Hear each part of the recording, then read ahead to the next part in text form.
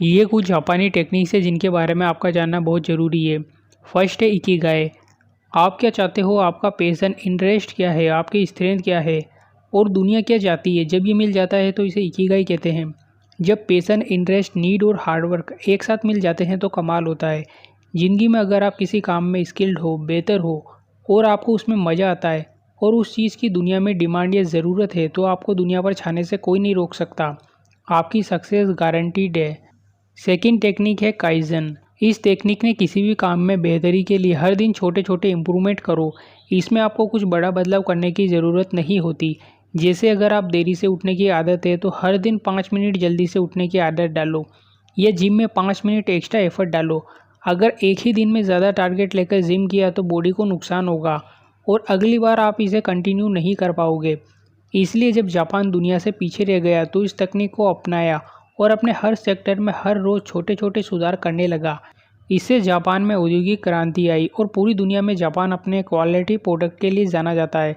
इसे ऐसे भी समझ सकते हो जैसे अगर आप किसी मुश्किल किताब को ख़त्म करना चाहते हो और आपका उसे पढ़ने का मन नहीं करता हो तो आप शुरू में उस किताब को हाथ में लेकर रख दो और अगले दिन उसका पहला पेज या उसके राइटर का नाम ही पढ़ लो और उसके अगले दिन सिर्फ एक पैराग्राफ पढ़ो और उसके अगले दिन सिर्फ एक पेज। इससे ये आदत आपके माइंडसेट में स्टोर हो जाएगी और हर दिन आप कुछ ना कुछ तो पढ़ोगे ही।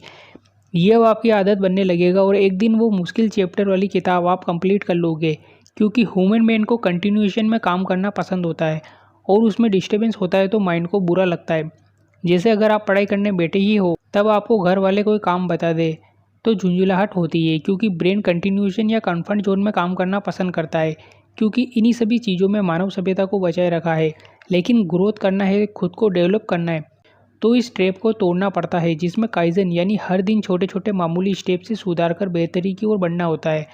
जापानी लोग इस तकनीक का बखूबी इस्तेमाल करते हैं। नेक्स्ट टेक्निक है पोमोडोरो टेक्निक। इस टेक्निक में लगातार काम करते हुए बीच बीच में थोड़ा ब्रेक या रेस्ट दिया जाता है जिससे आप वापस एनर्जी माइंडसेट में लौट सकें। जैसे आपने आधे घंटे तक लगातार काम किया तो 5 मिनट का ब्रेक लिया।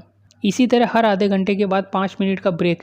इस तकनीक के पीछे लॉजिक ये है कि आप लगातार दौड़कर सीढ़ियों से 20 मंजिला इमारत नहीं चढ़ पाओगे। एक साथ 7 मंजिलें दौड़कर ही थक जाओगे। लेकिन अगर आप हर 3 मंजिल पर 5 मिनट के लिए रुकते हो तो फिर से चार्ज हो जाते हो। जैसे मैराथन में कोई रनर शुरू से ही तेज़ भागे तो लास्ट तक पहुँचते पहुँचते वो थक जाता है। लेकिन जो पहले नॉर्मल स्पीड से भागकर कुछ दूरी तय कर रफ्तार पकड़े तो लास्ट तक पहुँचकर जीत जाता है। नेक्स्ट तकनीक है हाराचिबू। आलस दूर करने की ये तकनीक खाने से जुड़ी हुई है। आलस आने का एक बड़ा कारण आपका खाना खाने का तरीका है। अगर आपका पेट 100% खा के भर जाता है तब भी आप 120%, 130% खा जाते हैं। इससे नींद आती ही आती है। लेकिन इस तकनीक में आपको 20% पेट खाली रखना होता है। इससे आलस या नींद नहीं आती। नेक्स्ट टेक्निक है सोचिन। हर काम की शुरुआत बिगिनर्स के तौर पर करो। कभी भी ये सोचकर घमंड ना करें कि हमें सब आता है और सीखने के लिए हमेशा तैयार रहे। दुनिया के बड़े बड़े जीनियस, दिग्गज, अरबपति होने के बावजूद वे ये नहीं समझते कि उन्हें सब आता है। जैसे Mark Zuckerberg, Bill Gates, Elon Musk जैसे लोग हर हफ्ते एक किताब पढ़कर कंप्लीट कर लेते हैं और सीखते रहते हैं। क्योंकि सभी को सभी कुछ नहीं पता होता। जो आपके लिए ज़रूरी हो वो आपको सीखना ही पड़ता है।